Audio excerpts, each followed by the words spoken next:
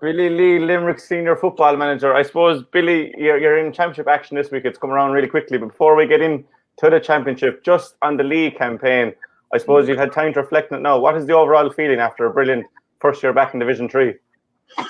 Yeah, look, we're happy with it, Jack. Yeah, it was pretty intense going from week to week. And I suppose, look, we still have work to do to kind of sustain top in Division 3, I feel, both Derry and Offaly got promoted, and they were that bit better than us on both days.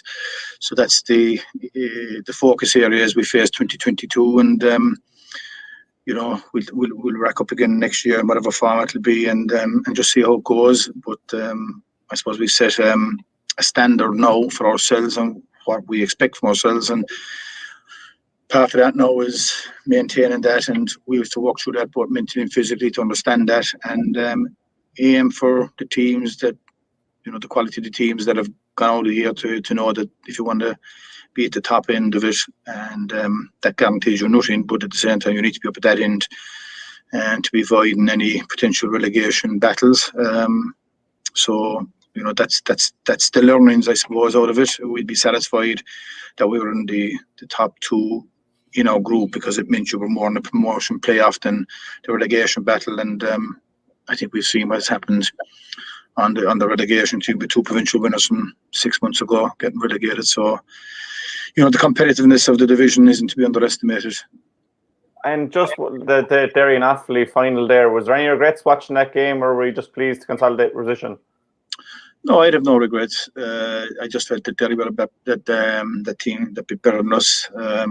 I suppose it probably puts the reflection of the result. Probably I didn't see the game. The reflection of the result probably is that we put it up to Derry for long bits. Few other teams in Division 3 this year seem to do that. And the way I look at that is, it's great that we can compete with these teams, but there's an awful difference between competing and winning games, and that you have to go an extra step to win games, and competing against these top end teams doesn't guarantee you points in the door in 2022. So we've got to transition from competing now to winning to ensure we can maintain Division 3 status or better going forward. And obviously attention now will turn fully to Waterford in the Munster Championship quarter final. I suppose, is there a pressure to deliver this weekend, seeing as you're now Division 3 and Waterford Division 4, whereas last year were both Division 4 teams? No, I wouldn't say pressure is the right word, but I think the focus is to maintain a standard of football we've been playing for the last 6 months maybe, and that's what I see the game as. We got to, and if Waterford's go above that, we got to make sure we get up to whatever standard they bring. So a lot of it will be focusing on ourselves, and certainly we're not underestimating Waterford. If you go back to a number of results of the last number of years, you'll see it's been very tight. We probably hit the bounce going into the championship match last year after a great win in Sligo. And but if you remember the first 20 minutes of the second half in Waterford that night, they had lots of chances that they didn't take, and if they had, the result might have been different. Certainly, if we'd won, the deficit would have been a lot closer, and between us and them. So they're not to be underestimated. We do with our power, and then there'll be questions asked about us, and rightly so. So the focus has to be about our mental preparation this week, along with our physical preparation, and maintain standards we've strived to get to. Yeah, and just continuing on Waterford there, they're probably kind of on a bit of a crest of a wave. I know they were beaten in the league semi-final, but it's already been a while since they were in the semi-final of Division 4. They have new management in place, so it's definitely one you can't underestimate. No, look, Shane will be well versed in Limerick football. His brother Ricky was a selector with me for 2 years. Ricky's been involved in Monaghan for many a year, and he's been involved in the academy. And ironically, when I left the management during the 15s, the year I moved into this job, it was Shane that took on the mantle of manager for a number of weeks after. But with everything he was doing, he wasn't able to sustain it. So Shane's very versed in Limerick football, and his record goes before him. He's done 2 great jobs with both Monaby and Tipperary, and you don't do that unless you know what you're doing. It's as simple as that. There's no difference between ladies and football and men's football in my head. But if you know what football is about, you achieve success, and Shane has proved that at the highest level. Yeah, and it's been 2 weeks since we saw you in that game against Derry. What's the injury update, I suppose, in the squad? Have you picked up any new injuries, or players come back to full fitness in the meantime? Yeah, we picked up Tommy Griffin established an injury during that game and had to come off the first half, so we got to wait and see what way that is this coming week.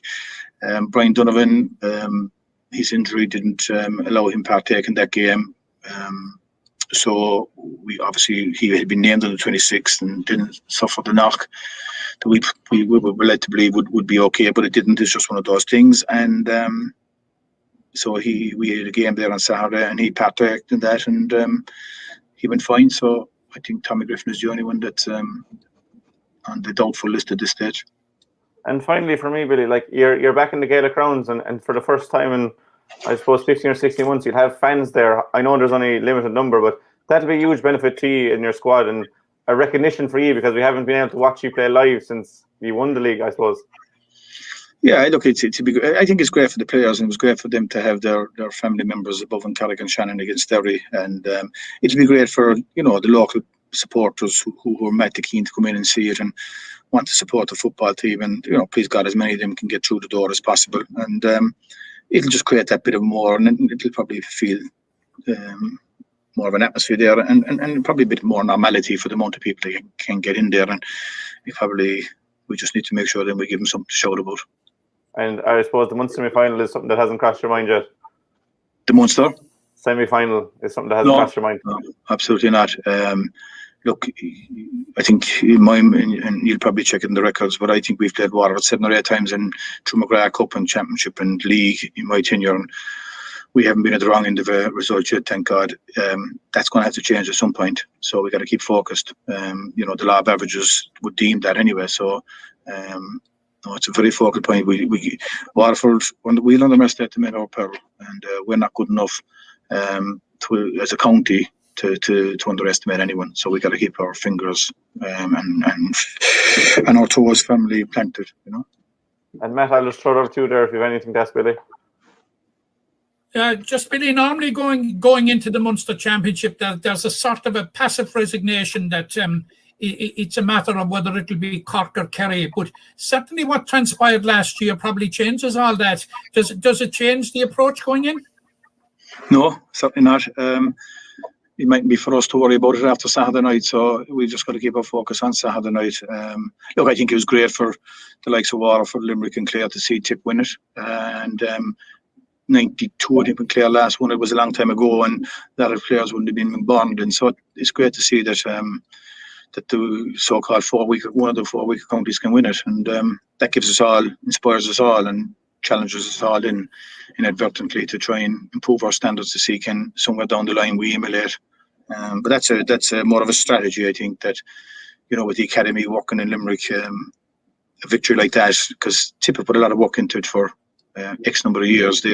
They were in all Ireland 21 finals, minor finals. They won 1 minor final. They were in 2 minor finals. And it takes hard work just to get one. And they used to try and get the continuity of players coming through year on year, So that inspires us all. But our focus just has to be one game at a time, But Limerick being so close last year, Billy, in that game with Tipperary, and what Tipperary went on and achieved afterwards, surely there must be an expectation now that that we can like arguably, I suppose, in the noughties we came very close in Munster finals with both Kerry and Cork, but probably last year was the nearest brush we had with breaking through.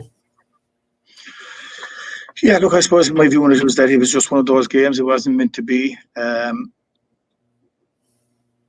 If we'd beaten Tip, were we going to be at Cork? You can't just because Tip. Look, the one thing that Tip have, they had a lot of confidence. They have a lot of belief. They have all our minor winners on the team. They had Munster under 21 medal winners on the team. They had Munster minor medal winners on the team that we don't have. And their experience of the big day was able to help them through that big and expectations that maybe it had been a different context in Limerick, and you can't underestimate the input and the influence those scenarios have in players' heads as they lead up to it. It was just a challenge match on the side of the road on a given day, a different ball game, but expectations come and lads are close to something. So I'm not sure, Matt, whether that would have worked for us against Cork or not. I really don't know. But I suppose the takeaway is that, we banged off for Tipperary that day, toe for toe, right through. And we learned a lot in the first 20 minutes of the second half when they got the run at us. And again, that showed their experience, and we didn't manage to slow down their momentum. It was a very simple conversation at the water break. It was just, lads, relax and play. It was no tactical. And, the lads just needed that guidance at that point in time. They probably didn't manage out in the field themselves, but that's learning. That's part of the learning process. There wouldn't be any criticism of them. And by God, they went out the second half and they just did exactly that. And, we had lots of chances that we didn't take, and Connor steps up and swings over an absolute class point. Like, my reaction was just to clap it when I saw it go off the bar as a football fan. It was just superb. And look, we had the ball at the time leading up to it, and we gave it away, and then we gave away kind of what you call a innocuous foul. It just was meant to be, and credit to them and fair play to them. And look, we'll try and emulate it somewhere in the future, whether it's this year, next year, or somewhere down the line. That's what football people in Limerick are trying to do. Billy, if I just reflect briefly on the league campaign, and I don't want to say like that your selection for the various games were conservative. Probably caught. You stuck with tried and trusted. Was that because that there wasn't any or enough players showing their hand to put pressure on the frontline players? No, it wasn't so much that, Matt. It was a really. I think I would have said this to you, a number of the journalists and Wicklow. It's been a hard, horrible couple of weeks. I didn't enjoy it. I don't have any apologies to saying that openly. You didn't have anything to go on with the new lads in, because they had no opportunities to show their wear in challenge matches. And you're trying to keep lads interested and focused on coming in and giving this a shot. And there's a lot of learnings to go through. And if I take a couple of the senior players that are on the team against Derry, how long they've been around the scene, and it's only in the last year they're really coming into their own, and from a strength and conditioning point of view, that lads coming in, and they've been around for 5 or 6 years, and it takes that into time. And we couldn't see lads in challenge matches, and you're trying to keep lads interested. You're trying to use the training ground, which we did use the training ground to try and keep the pressure on each other. It's just not the same. And we've had a number of challenge matches since the Wicklow game, and that's kind of helped us see things, and we've a lot more data that we can talk to lads about now, see where they are. And it's really difficult. It's been really difficult, Matt. I couldn't stress how hard it's been or how difficult it's been.